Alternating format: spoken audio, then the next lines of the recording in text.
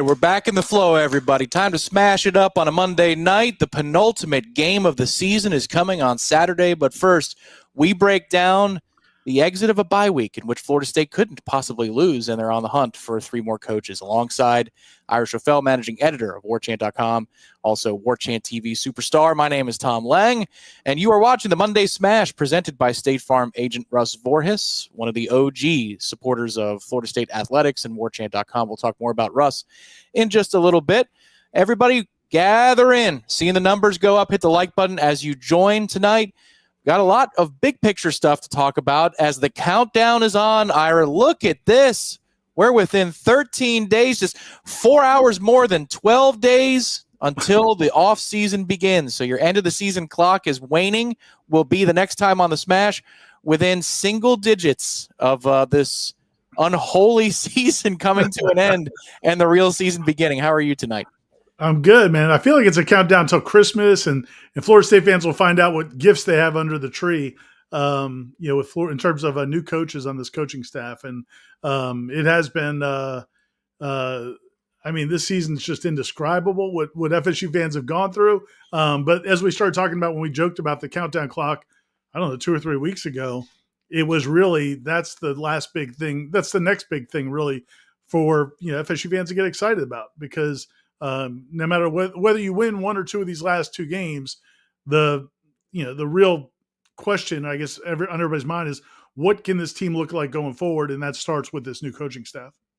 I got an idea I'm workshopping, Ira. This is for the post-game show for the Florida game, which has been announced that, yes, it's going to be in prime time. Yes.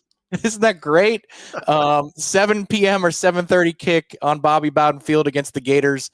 So that means the post-game show will be going nearly until the expiration of said countdown clock.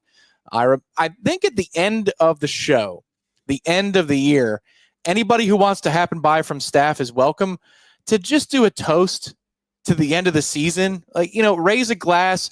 Gene hasn't had anything to drink on post-game shows where it's been a loss. So except for Cal, he hasn't been drinking on the postgame show. Usually he's festive. I think we need to end it with a bang. Maybe we can talk somebody into pouring champagne all over himself. I don't know, but it feels like an occasion 2 Saturdays from now that when this thing is over and we're trying to erase this out of our memories, we all deserve a toast of whatever beverage we want. Well, I'll be saying an all Lang I really, in terms of, I guess we would have to bring 2 different kinds of booze, because if they beat Florida, Corey might be pouring champagne on his head again. But if they lose and finish 2-10, maybe we have to MD 2020. I don't know what the appropriate beverage is if you lose to the Gators, an average Gators team at home, to go 2-10 on the season, assuming you get the win this week. But yeah, no, I'm all for it, man. I think that should be a night of, one way or another, we should be enjoying the libations. Maybe some room temperature Old English. Maybe that's something that we all could enjoy. We'll figure it out over the next couple of weeks. But for now, a lot of talk about what is to come for Florida State. I mean, that's the focus here. It's not about the spread. I saw that Troy Knoll put it in the chat earlier. We're 30-plus point favorites over the Buccaneers of Charleston Southern for this game on Saturday. Nobody's focused on that. Everybody's focused on the things that we've wanted to talk about for weeks, which is what comes next. What does Mike Norvell prioritize when he makes these decisions for coordinators and position coaches?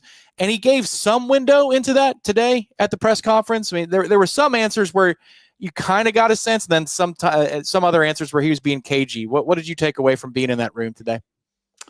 Yeah, I mean, it sounded, he at least was putting forth, I think, the energy of somebody who feels like he has a beat on what he's going to do. I mean, I don't know that that's true, but he definitely, you didn't get the sense that this is going to be like a search that begins at the end of this regular season. In fact, he said that, there's a chance they might have deals in place before the end of the regular season, but they may not be able to answer them.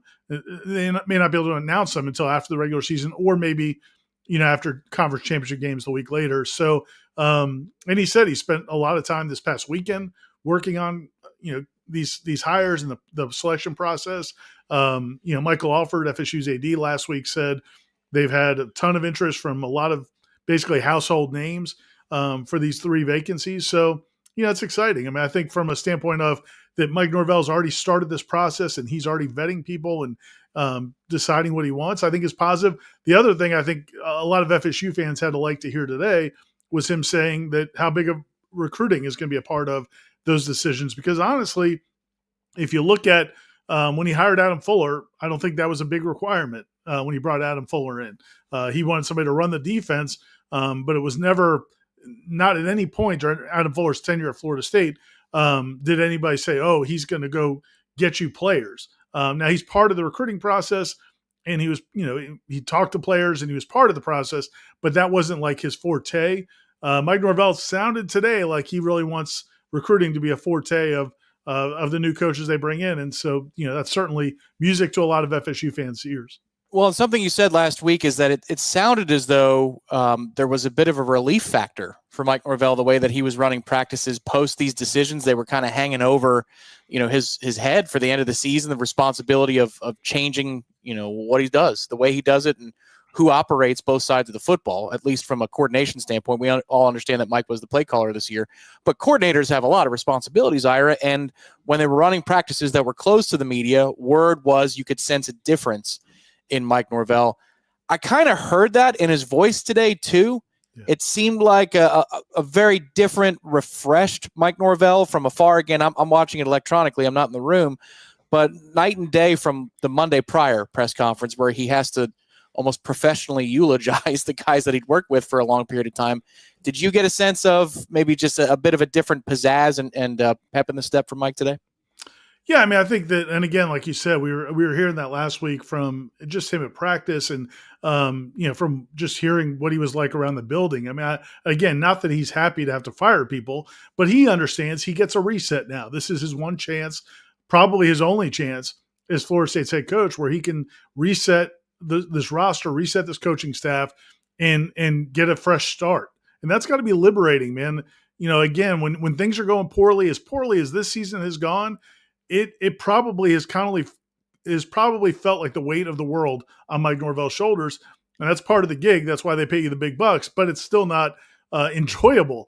And so I think now getting a chance to reset, from what I understand, and Mike Norvell alluded to it today, but from what I understand, they had a lot of player meetings yesterday and conversations over the weekend with players, kind of looking ahead to the rest of the season, and it sounds like all of that's gone really well. Again, players, are close to assistant coaches. They may not be thrilled that those guys are gone, but it sounds like, the energy is heading in the right direction. Now, whether or not that translates to better play on the field, we'll have to see over the next 2 weeks. And it'll be hard to kind of tell this weekend too, just given the level of the competition. I'm not trying to take. Although we say that, Tom, though, but there have been times over the last 6 weeks where on air the offense has struggled. So no matter if there's 11 dudes on the other side of the field and this offense looks like it's competent, I think that's a huge step forward. I don't care it could be 11 kids from TCC or TSC, excuse me. I haven't felt like they could operate on air offensively in recent weeks, so that would be a positive. Defensively, it's going to be hard to take a lot of that because Charleston Southern's offense is one of the worst offenses in the FCS level, let alone the FBS level. Yeah, it's the stoppable force versus the movable object this weekend, and that's what we're watching at two different levels. That's why if this was a 9-2 or 9-1 FCS team coming into town, I mean, first of all, the line wouldn't be 33 points, but you go, well, how's this going to go?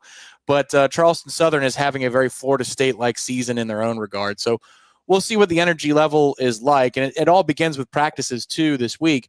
I know I asked you this when we did a long-form video last week, Ira, but you probably are interested to just see if there are any material differences when the media is allowed to go watch practice Tuesday and Wednesday this week.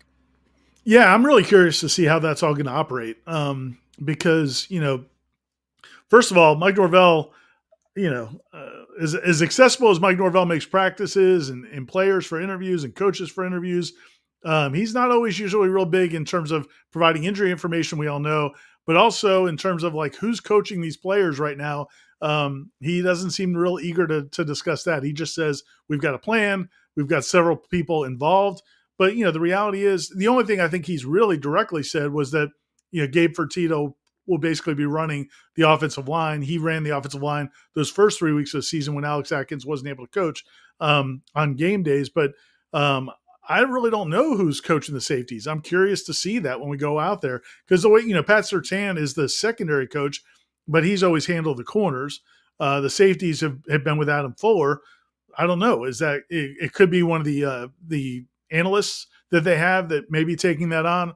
Maybe it's Surtain's taking all of them on. I really don't know what they're doing there. Randy Shannon, it's possible Randy Shannon maybe moves back there with them, and they've got Ernie Sims to help out, who's an analyst with linebackers. I don't know. I'm just curious to see how that all plays out. And then I thought one thing, and then with the receivers, it sounds like Rick Stockstill, who's an analyst, and a couple of the GA analyst types will help with the receivers. But I thought his comments about Randy Shannon today were pretty interesting. I thought he was very emphatic about this is Randy Shannon's defense now. And if he wants to call things differently, we're going to call things differently. If he's got ideas of how to simplify things and get these guys playing hard and fast and physical, I'm all for it. So I wonder if that might look a little bit differently because, he may adjust some of the drills they do to foster that in practice. So that'll be something to really look forward to watching over the next 2 days when we're out there. Yeah, full marks to you for trying to get Mike Norvell to specify who is helping with what specialty. No dice. Yeah, the first 30 seconds of his answer, I realized, he's not going to answer the actual question. This is a political workaround, and it's just going to end, and we're going to go to the next question. But energy. Energy drills, maybe schematically what they line up doing, personnel groupings. Mike Norvell did say if we need to make changes, let's go ahead and make changes. He's also asked about, could some guys be coaching for a chance to come back next year? What did you think of his answer to that particular question? Did he dodge it? And was he politely saying, I don't think they're coming back? Or what did you take? What did you take from it? Yeah, I really don't know where the scenario would be that it could happen. Again, Gabe Fertitta, I like Gabe Fertitta a lot. He's been a really good analyst, a valuable member of the staff. But he's been Alex's right-hand man, and he did coach that offensive line in the first 3 games. I just don't see any scenario where you're saying, okay, yeah, this is going to be the answer. We're just going to promote from within there. Receivers coach, I don't feel like the answer is on the staff. No offense to those analysts, and I don't know that Rick Stockstill wants to be a receivers coach. And then DC, I guess theoretically, Randy Shannon could be on the board. I just don't even know if he wants to do that at this stage of his career. So, I thought he just was trying to answer it as politely as he could. But I don't see a scenario where there's really any possibilities there. Polite when he needs to be, blunt when he's not happy with Florida State athletics. That describes Russ Voorhis, and that's why we love him. He's a passionate Nole, and he covers 3 different states with State Farm's power behind him and his personal touch. A State Farm agent, Russ Voorhis, is available to you if you live anywhere in the state of Florida, anywhere in the state of Alabama, or in Georgia. He's a diehard Nole supporter, Warchant.com for decades now, supported Florida State athletics for just as long, if not longer.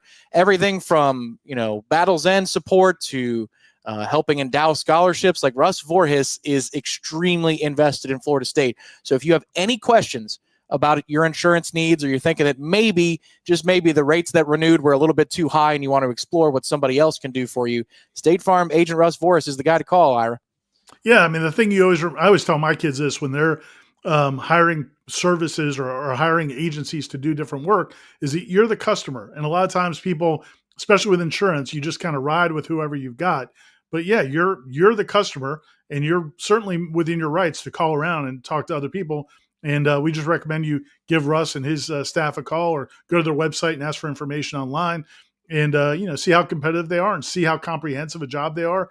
And like I said, or like you said, they're very good at what they do, very thorough at what they do. And Russ is a huge Nole, and he loves to hear that they're getting to help other Noles. So if you do reach out, mention that you're an FSU fan and that you heard about him on the Smash.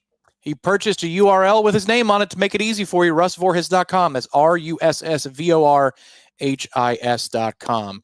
So if you live in any of those states, give him a call or check out that website. We are going to take your questions tonight for the bulk of the Monday Smash. Again, not coming off of a game, and a lot of the issues that we discussed last week still remain. And there's just a lot of big picture stuff. This is where it gets fun. This is, again, more fun than talking about third down defense or offensive ineptitude. This is about the empire building stuff. Before I get to the first question, Ira, I just want to ask if you're cool with it. do you have a Christmas list for coordinators, or maybe like a wish list set of priorities when it comes to coordinators? Man, my biggest thing, and I've kind of texting with Corey and Aslan a little bit. I kind of argue with them a little bit because they're Aslan is like we should use Aslan's knowledge of assistant coaches because man, he's as much as anybody I know, he is always really paid attention to who the hot coaches are out there, who the coordinators are, where they're moving around. So he's very focused on that. And Corey, during this process, has been very focused on the coordinators. I heard them talking up Colorado's defensive coordinator today on Wake Up Warchant. And I'm just always like, yeah, man, it's about the players. Colorado, yeah, their defense is a lot better. You know what? They brought in a whole bunch of new players on that defense. They're not trotting, some of the guys that they trotted out there last year to play. And so to me, it's not necessarily about recruiting. Recruiting is a big part of it, but heavily, man, they've got to go heavily in the transfer portal. So to me, my biggest thing is, can you bring in coordinators that players you can sell to transfers and you can sell to other players that this is where you want to be because you're going to be developed, but also put in positions to put up big numbers that's going to help you in the draft. Man, it's not a coincidence. Keon Coleman and Jaheim Bell didn't just decide to come to Florida State because they like the colors. They wanted to play with Jordan Travis. They wanted to be in that offense. Well, you don't have a Jordan Travis to sell right now, but if you have an offensive coordinator who's got a reputation for putting up numbers, that certainly would help. And on the defensive side of the ball, again, man, if you bring in somebody who can maybe bring some transfers with them and also has put players in the NFL, I think that's the key. So that's the biggest thing I'm focused on right now. I think anybody that has that track record, I think is going to be able to do the job. But I think you really need to be able to use these guys to sell getting transfers in and then also recruits as you go forward. All right. So Mark was asking for your Christmas list on coordinators from X. We appreciate you, Mark. And Director Ben did whip up a nice little quick graphic on that. So Ben, please put that on the screen. Look at that. See, Ira's Christmas list. There it is for That's coordinators. beautiful. It is. You know what? You feel just more festive. It feels like you need to put on an extra coat or have a blanket because that's nice and cool. It gives you the crisp, cold winter air. As Florida State in about a week's time, week and a half's time, hopefully we'll be announcing some of these coordinators. So yeah, for me, Ira, I would say like you, it's about a name that can attract people to Tallahassee or bring some ready-made solutions with them from where they currently are. But I agree, it's much more about the players. It's kind of like when a quarterback gets all the blame or all the credit, and after a game where it's about so much more than one player. Adam Fuller is a genius last year this time, because that defensive front is amazing. And Kalen DeLoach is a bat out of hell if you bring him on a blitz. And Tatum Bethune's a really, really good player who coordinates all things. But if you don't have players, I told you, he always sucked. So it's just, it's very like Kyler Murray's career. Like there are so many NFL quarterbacks who are like, that guy's awful. Jared Goff's career, awful, great, awful. Well, you know what? Detroit, way to hang with him. This guy was actually good. Who knew? Detroit's offense is loaded with talent in the same way Florida State has to reestablish that talent base. And then also you probably need a name that's strong enough to help reset the order of things culture-wise. Because if you go 2-10 for the holdovers, Ira, you got to grab their attention with a new coaching staff and just kind of say, last year was last year, guys. Here's how it is going to be moving forward. Yeah, when I go back to looking at just Florida State history, because that's what I'm most familiar with. That's what I've covered for most of my career. But I thought that the first year of Mark Stoops was just a great example because he did a good job in recruiting. And he also did a really good job of just building the confidence in the players on that defense. They were shot, man. That 2009 defense, very well, was a disaster and had no confidence. And then he came in and really overnight just found things that they could do and got them to believe in themselves. And I think you're right, man. Players are not, oblivious to who these coaches are. When Mike Norvell introduces a new coach, they're all going to get on their phones. They're going to do their research, figure out who these guys are, and then what their track record is. And, and again, one of the things that Pat Surtain, he won these cornerbacks over day one. If you remember going back to a year ago when he came in, all those cornerbacks, talking from Renardo Green and Jarian Jones, that was the first thing they all said is, man, he did it. He did it at the highest level we're going to believe in him because he knows what he's talking about, and he even coached a little bit in the NFL. They need to see that, to kind of get that automatic buy-in. So I think it's big internally and also externally. And I'm just excited to see what Norvell can pull. It seems like from the booster call last week and just the way that Mike Norvell's carrying himself in the situation, this isn't a lot of bark and no bite. They're going to bring a lot of money to this, this issue, I would think, Ira, in terms of the money that they would commit to the coordinators. I mean, buyouts, yeah, we're going to have to spend that no matter what. But Florida State doesn't appear to be going on the cheap with these moves. I mean, how could they? I mean, just how could they? And I feel like it's the same way with NIL. And now this is going to be that transition year. The House settlement's going into effect. The revenue sharing with college players is going to start ostensibly next fall if everything keeps going the way it is. So we may see some shifting in terms of what salary caps are across the sport. But in the meantime, I think Florida State's going to have to be aggressive in the NIL space too, because you don't want to. The worst thing that can happen is you go cheap on any of this, and then you end up, having to buy out Mike Norvell in a year or two, because now you're going to pay him $50 or $60 million.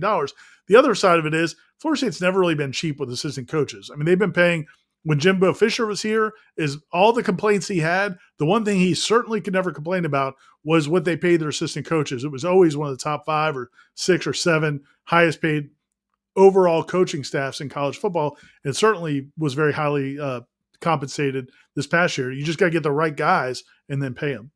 Well, yeah, that's why you think that, by the moves they made, this is a multi-year investment in Mike Norvell, because you don't want to be firing coordinators in a year or two, Ira, and then you got buyouts on top of buyouts plus the head man buyout. So, I mean, they can't afford for this to go wrong. So if it means that an extra $500K or $750K in a year is what's necessary, that's what they're probably going to do. Optimus Climb says FSU has to spend money to make money. Loans, private equity, Spanx, always at the Spanx, whatever it takes. You can't fail this hard again next year. Well, yeah, it can't even be in the realm of this, Ira. Like, I can't even be 4-8. Like, there needs to be market improvement. We can discuss once we see the roster what's possible, but I would think it has to be, 7-5 at bare minimum. To catch the attention, to capture the attention of recruits the next cycle and make this a destination again. It can't just be, a nominal improvement. Yeah, and I go back to. And I'm going to emphasize players more than coaches, but I just go look at this season. If you had a quarterback, if you had just a decent quarterback this season, what would your record be? A lot of those games in the first, I'm not looking at the last 3 games because this season's in the tank, and I think some of the players are in the tank. But in the first 6-7 games, you're in all of those games without really good quarterback play. If you just make something happen there, that can change the complexion. Plus, you already have a couple of. You got Kent State, you got Texas A&M Commerce on the schedule next year. You got a couple gimmies. Now you just got to go win 5 of the last 10 or 6 of the last 10, and you've shown major improvement. The other thing I would say though, but and again, this wake up Warchant. Corey Naslon got this question last week about what would it need to be basically over the next 2 years, and I think Corey kind of felt like, if they're around 500 over the next 2 years, they still stick with Norvell. I don't know, man. I don't know. If 2 years from now, if Florida State is still 500, I would disagree. I don't know how you could keep going and keep pouring money. Now, obviously, it still would be a huge check to make him leave at that point. But now you'd be looking at 3 really poor seasons in a row. And I think next year there needs to be major strides to get things going in the right direction. There's a reason they hosted a booster call last week, is because, booster involvement is very, very important to the equation, to the bottom line of everything that Florida State wants to do. And I don't know any boosters that are hanging out and saying, yeah, sure, let's continue at the same rate, or let me increase my donations to the university if it's 6-6 next year and you don't think it's going to get any better the year after. I agree with you, Ira. I think the results have to be quicker. That's what this season did. Somehow it took Mike Norvell from on the coolest of seats in the country to, oh my God, in 2025, he's going to be feeling it from the fan base. It's going to be warm again. Dave asks in the chat, does this season mean Ira has to go back to the cheap tequila? That's a fair question. When's the last time you had a shot on Smash? Was it after Cal? It might have been after Cal. Yeah, probably. I broke out. I think, is that when I broke out the Battle's End tequila? That's it. But yeah, Yeah, so that's probably the last time. Yeah, I might have to. Listen, we got to go back to our roots sometimes. I'm not afraid to go get the $17 bottle of Don Julio if that's what it requires. Well, everybody knows that whatever goes into that shot glass, that thing is a shooter and a half. That is a wild amount.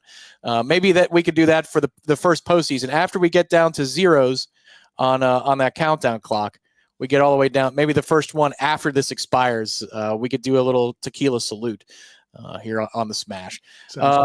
Let's see. Trey says, who thinks we should focus more on the day-to-day coaching duties, game day play calling, and player development over just being an ace recruiter in the new coaches? So again, prioritizing what the new coaching staff is about.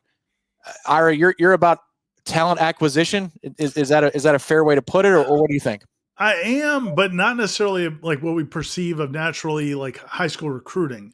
That's where I thought that Mike Norvell's answer was a little bit interesting, and I think it's going to appeal to a lot of fans who do want coordinators who are great recruiters. I've seen plenty of schools where the coordinators are not elite recruiters. A lot of times it's been my history. It seems like there's a lot of times where a coach is such a good recruiter that to reward him and to make him, to be able to pay him what they want to pay him, and because that person is valuable and they want to improve in their career, they want to be a coordinator. And so sometimes schools make them a coordinator when maybe that's not really their strength. And so I'm a little bit lenient. I'm a little bit reluctant to go, yeah, it has to be a kick-ass recruiter in those coordinator positions. But I do think talent acquisition is important, maybe more so from the portal standpoint. It sounds like Mike Norvell wants somebody that has recruiting chops as well. But just like, so for perfect example is during the season, when the coaches go on the road during the season on Friday nights to go watch high school games, if you've got a home game, your coordinators don't need to be out going to high school games. They need to be focusing on the game plan. A lot of times they get the recruiting territory closest to the campus because you don't need them on the road quite as much. You need them more focused on what's going on back home. So, I don't know that the coordinators need to be killer high school recruiters, but your receivers coach for sure, 100%. If there are other changes, which I expect there will be, yes, man, they have to be big time recruiters. But to the point, I also think it's not an either or. I do think Mike Norvell needs to reassess what he does from a practice standpoint and what he does from a just game preparation standpoint. This has been a disaster. And, we can point to last year and say it was great at 13-0. But I also, looking back, I think most of us now don't feel like that was a team that got all of the totality of the quality of its parts on the field. They won those games, but it didn't feel like you were getting every ounce of goodness out of that team. So I think there's no question he's got to figure out ways to improve everything, not just recruiting. I can recall during the year last year, people saying, just stop and smell the roses. What are you complaining about? And it's like, yeah, I hear you. I'm not, going to apologize for the success that Florida State's having, but that LSU game, the second half of it, we expected that to be the norm, and they had some pockets like that. Second half of Duke, when Jordan decided to run the ball, the Wake Forest game on the road last year, electric offensive performances, but you thought that was going to be the consistent machine, and it just never was. And then you have a year like this. You're right, Ira. You attach those things together, and it becomes a bit of a trend. 2 Live Hollywood, thank you for the contribution. We appreciate it. My guys, what's going on? My question is, do you go for this? This is like just like what we were talking about. Do you go for the scheme at offensive coordinator and leave the position coaches to recruit? I believe you need a scheme that any player can play in, like Kyle Shanahan's with Washington, Atlanta, San Francisco players take it over the top. That's just it's actually kind of echoing. It's almost like he was clairvoyant. 2 Live's question is, do you let the position coaches go hit the trail, and then you make sure that your scheme is so sound that even if you're deficient, you can call around it and let playmakers take it over? Yeah, man, I think 2 Live, you're definitely hitting on all the right notes because no pun intended with 2 Live crew. But yeah, man, I just think you're the failures of this team clearly go beyond the decisions they made in the portal and beyond the decisions they made in recruiting to also what they did, what Mike Norvell, particularly on offense, what he did with the players he does have. It doesn't make any sense. As bad as many limitations as this team has on offense, not great quarterback play, obviously, not great receiver play, not great offensive line play. Those are problems, right? That's not a good recipe. But even still, the offense shouldn't be as bad as it is. You got to figure out something you can do. And to the point, there needs to be either whether it's simplification so you can get younger guys on the field, maybe it's figuring out ways to use different players' talents to their advantage. But this has been a failure on all parts. It's not just the talent acquisition; it's also what you've done with it. And I think, but yeah, back to his point about the recruiters, I like the recruiters to be more the position coaches. But again, Mike Norvell said today that it'll be part of all the hires. Mike Norvell also took questions today on the back end of the operation, like the front office, if you will, and also the strength coach and the strength staff that they had at Florida State. I'm going to ask Ira about that in 15 seconds after this word from State Farm agent Russ Fortas.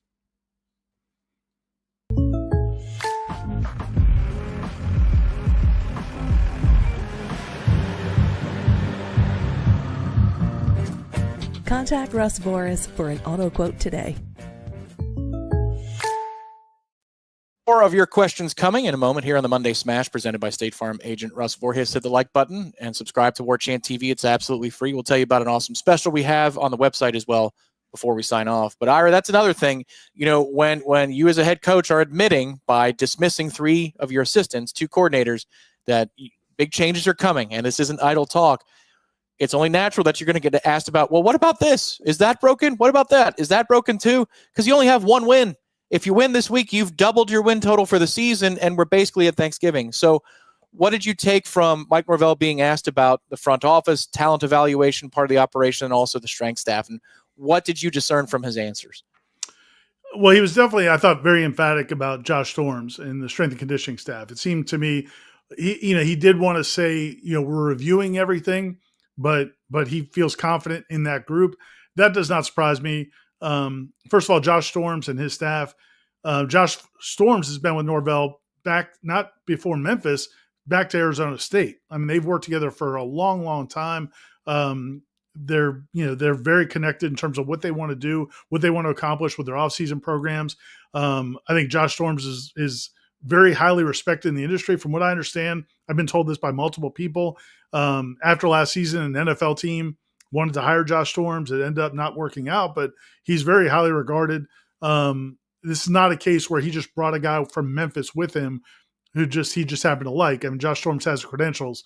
Now you could take issue with the strength of this team. I think it's a fair point to say they don't play with strength, but I thought if you sift through the words of his answer, he basically, to me, he was saying a lot of times maybe those strength and speed don't show up on the field, but it's not that the players don't have it. I think that's the truth. I think the players have not played with conviction. I think they've not played with energy. They've not played with passion at all times. And that looks like you're not as strong as maybe you are. And I think that, so I don't think anything's going to be any major changes there. The front office, I do think there's probably going to be some changes. I think there are probably changes already taking place from what I hear in terms of that, overall recruiting and scouting department. They've had some defections over the last year, people going to other schools. This was the first group of players they brought in with that particular staff. I do think there'll be some changes there, but I think he's pretty committed to the strength and conditioning staff. Now, I'm not saying there aren't critics. There are people I've talked to, former player, family members who have not been enamored with the approach Josh Storms takes in terms of maybe the power numbers, but I don't think anything's going to change that. I think Mike Norvell feels like that's not part of the problem.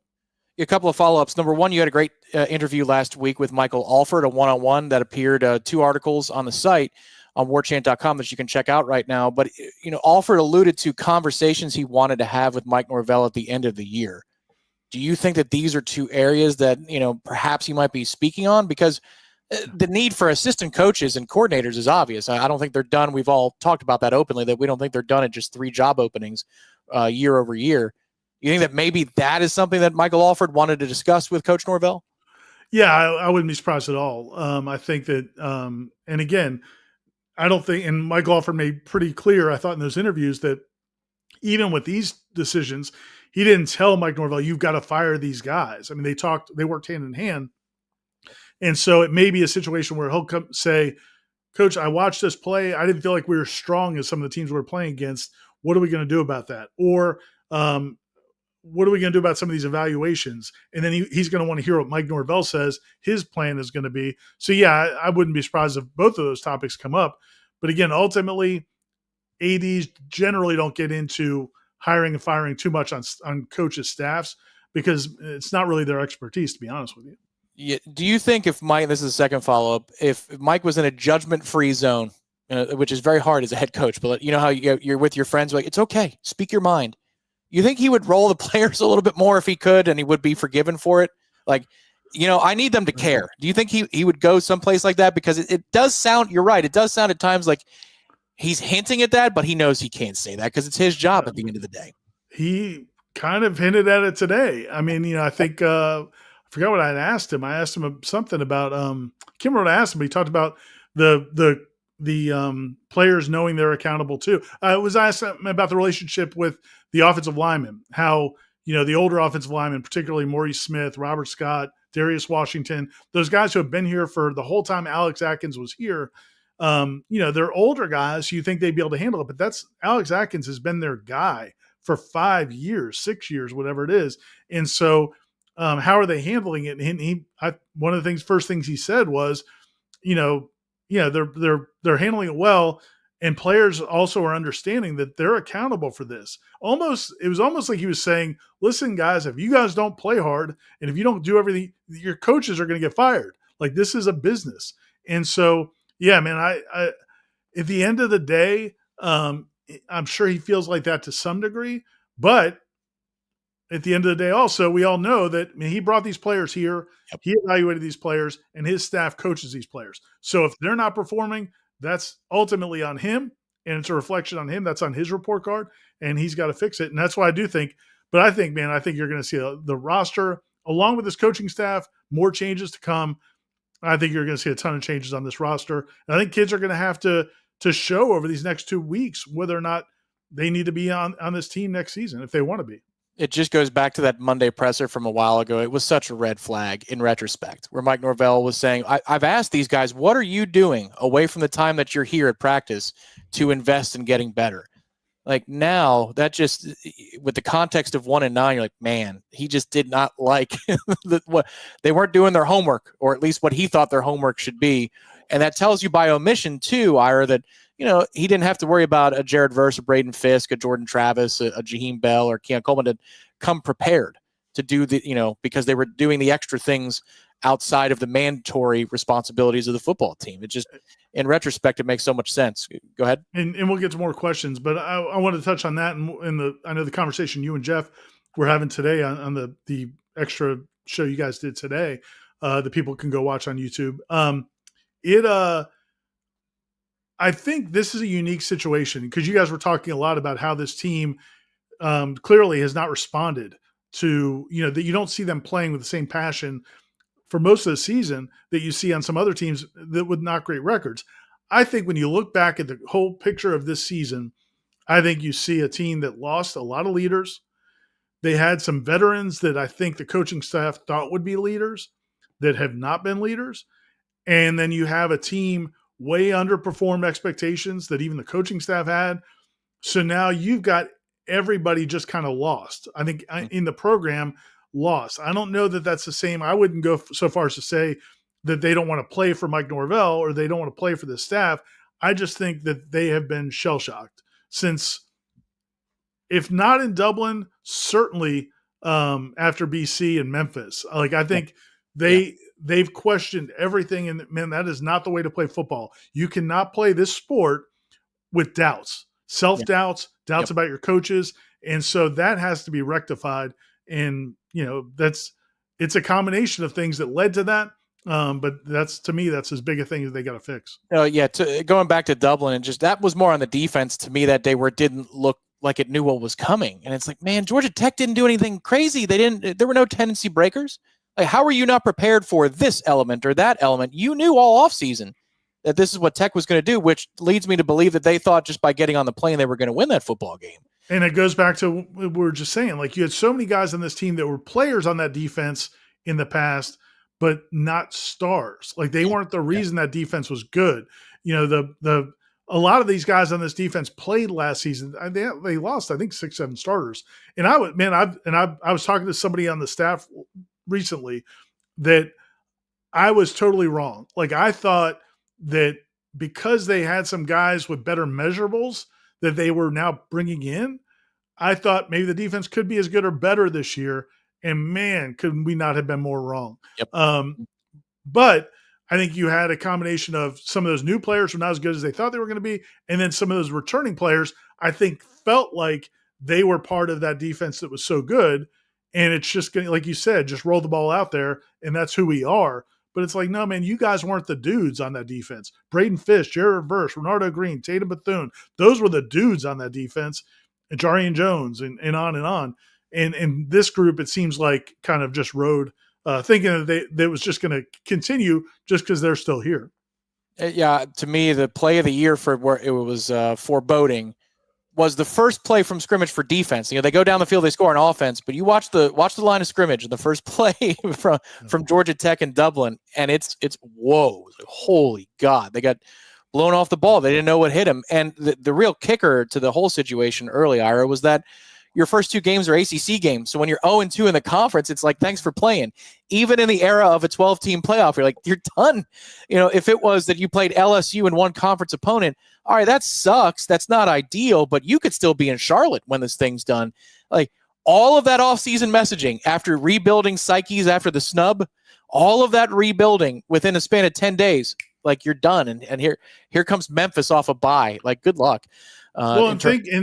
And just to think from the player's standpoint, and I'm not saying this is how they should think, but there's a lot of players in that locker room who believed, you know, man, all they had been told last year was that if they give everything they've got and they go undefeated and they win the ACC, they're going to be in the playoff.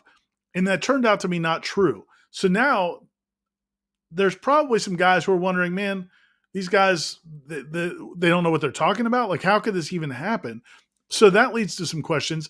And then for them to come into the season, Mike Norvell to be as confident as he was about this team and their coaching staff to be as confident as they were in this team. You know, you got Alex Atkins saying he's got 10, 12 offensive linemen he can win with. You know, talk about that defensive line being one of the best defensive lines in the country. You know, there's just so much confidence. And then when you're getting beat, and now, again, I just think it's these kids are looking at these coaching staff probably like, man, because they're the ones out there getting embarrassed. Correct. Yeah. You know, so they're going to look to, how is this happening to us? And so that's going to lead to some questions about the coaching staff. So again, man, it's all the reasons why they just need just a total reset, total cleansing of this program to give them a shot to turn it around. Again, I can't guarantee you that Mike Norvell can turn this around. This is a huge challenge ahead of them. But the only chance he has is to just kind of clean house. We got so much wrong about what we expected this team to be that is a given. It's just true. But one thing I'll never walk back, Ira, and it's so sad in retrospect, the trench reps every day were competitive in camp. We just didn't know that they were competing at such a low level. I mean, like, there was back and forth in camp, and I guess it's just because they were all awful, which is just, that seemed out of the realm of possibility. I think, yeah, man, I've revisited this all the time, but yeah, the guys you had coming back, and I was just having a conversation with somebody on social media about this. You had Josh Farmer. Josh Farmer was second team All ACC last year. Right. He's a really good college football player. He still is a good college football player. Patrick Payton had 7 sacks last year, and he gained 10, 15 pounds of muscle. All the talk from the staff was about how strong he was, how much better he's going to be at the point of attack. Then you bring in Marvin Jones Jr., who, whether or not you liked his film at Georgia or in high school, whatever, there's no questioning what he looks like and how athletic he is. Coaching staff said his spring was incredible. Yep. Then you got Darrell Jackson, who's been sitting, and we've watched him in practice dominate reps. So there was no reason to not think that D-line was good. And then the way they talked about the offensive line, again, man, I'm not going to take I'm never going to tell anybody I know how to evaluate offensive linemen. I think, you know, you can just see who wins battles. But when they would lose battles to the defensive line, you just assume, well, this defensive line's that good. Yep. And then when they won battles, you're like, shoot, this offensive line must be pretty good too. And and again, that's how you lead to it. But yeah, I mean, it all stems to me from mostly being wrong about the offensive line, thinking that offensive line was going to be better than it was, because that screwed up all of Norvell's decisions.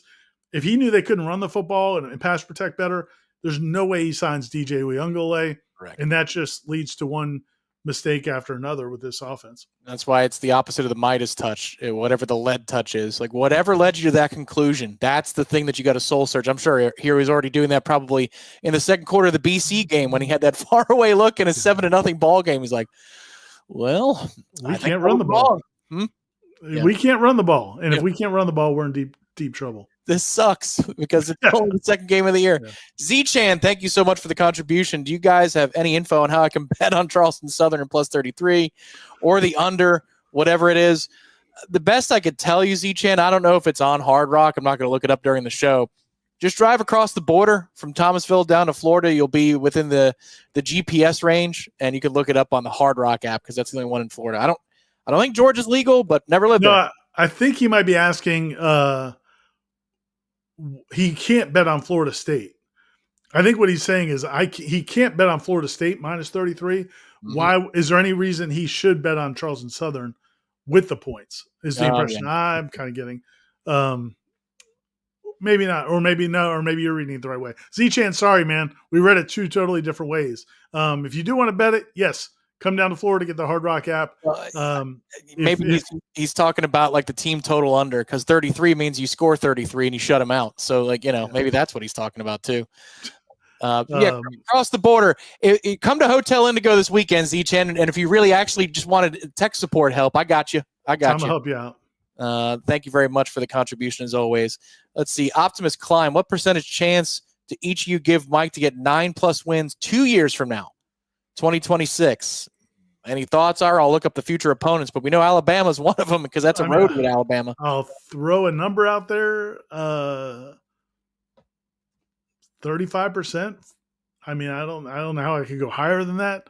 I don't know. And that's a tough question. I mean, there's so many, if you tell me who the quarterback's going to be, if you tell me, what they're going to be able to do in the portal, I give you a better answer. I just think this team is going to look so different.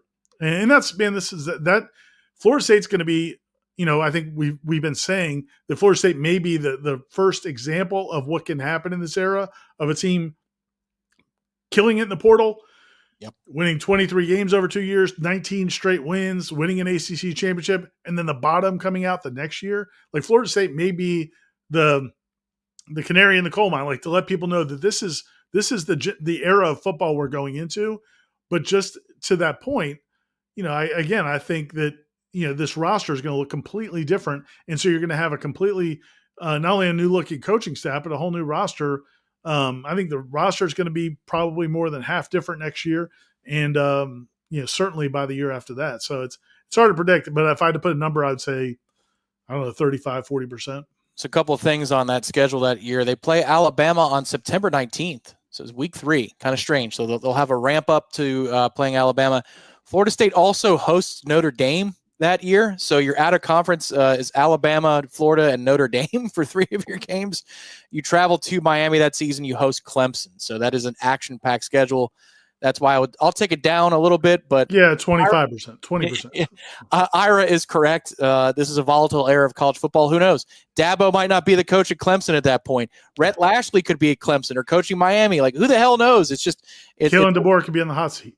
That's right, or fired, or he loses to Florida State. And that's what does it. They fire him in week 3. Ira, that's kind of the weird time we live in. Let's see, Brett. Question: when do you think the first new hire will be named? I'm going to get technical on this one, Ira. I don't think that it will be named until after the countdown clock, December 1st, Sunday, December 1st. It might be reported on before then, though. Would you agree that that's a fair timeline? Yeah, it's possible. It's possible it could come out before that. If Jimmy Sexton wants it out there, maybe it could be out there. I don't know. But yeah, it's certainly, if you're Mike Norvell, you're going to be pushing as hard as you can to get those names out there, because you do have basically 4 days or whatever between, the end of the regular season and then the early signing period. The Florida game will be on Saturday, and then I guess it's that Wednesday will be the early signing period. So you're going to want the names out there as early as possible. But if those coaches are coaching in conference championship games, then that's makes it a challenge too. It's fair to say that if we don't have the name by early signing day, that your coach is either at the NFL level, or he's going to be a team that has a playoff aspiration, or they have another game that week, right? Yeah, conference championship games. Yeah, it has to be. Let's see. Any thoughts on the basketball program so far, Ira? I mean, they made a run of it last week trying to come back against Florida, because PJ's saying, let's not talk about all this depressing stuff. Let's talk about a little bit of FSU hoops. What do you think so far? Dude, he mentions it. He mentioned Daquan Davis. He said, why talk about this depressing stuff with Daquan Davis on the basketball team? Dude looks legit. You aren't lying, buddy. He's a freshman point guard. They got him out of overtime elite. Really tough recruiting battle. Florida State really went hard and got him, from what I understand, in the NIL space.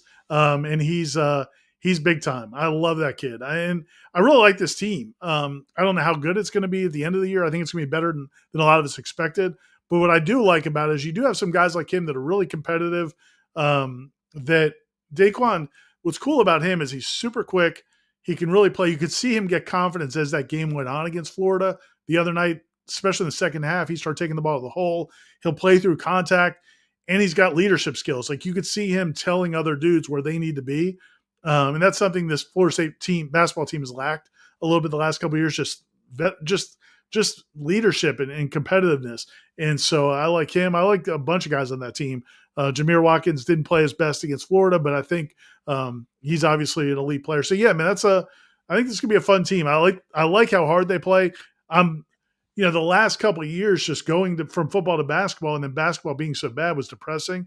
That team's going to be fun to watch. Well, and how hard they play. That's another thing. It's a breath of fresh air to go from football to that basketball program. But then also the last few years with basketball, sometimes you're like, man, are they there? Like, I know they're on the court, but are they here with us today? And this looks like a good group in that regard. They're going to grow this season. So we'll see what they become. Carol, thank you very much for the question on Facebook. So what are our thoughts about a portal quarterback, or do we stay with what we have? We cannot go another year without a substantially better quarterback heading the offense, better than anything we've seen this year so far. Is DJ really staying for one more year? Thoughts? General thoughts on the quarterback position, Ira? I know that Mike Norvell, in an indirect way, was asked about DJ's redshirt status today. It's fair to even assess what Brock and Luke are with this offensive line and these skill players? Where do you stand on the issue? Yeah, it's not fair to assess them, but it's also impossible to go into this offseason think you're going to ride with one of them or both of them as your quarterback next season. I mean, that's a make or break season. You think about, they're paying them, they're going to end up paying probably $10 million, maybe more, to make assistant coaches go away. They're going to invest more into NIL. And other staff members, they're going to be making changes throughout the whole entire operation, to then say, yeah, let's cross our fingers and hope that Brock or Luke is much better than we think once we get better players around them. I just don't see how you can do that. So yeah, I think they're going to have to go hard and heavy after a portal quarterback, and not a risk, go after somebody that there's guys out there, man. Again, there are players out there. Maybe you're not going to get the next Dylan Gabriel or whoever the marquee transfer is who's leaving an elite program. But, there are tons of quarterbacks, or really good quarterbacks, maybe at other schools, that they'll be able to get. So I think they're going to go heavy after that. As far as DJ goes, I think he's going to have a decision to make whether or not he wants to try to play another year of college football or start preparing for the draft. My guess is he's going to lean more towards preparing for the draft. I know there was a fake report out there last week on social media saying that he's coming back to Florida State.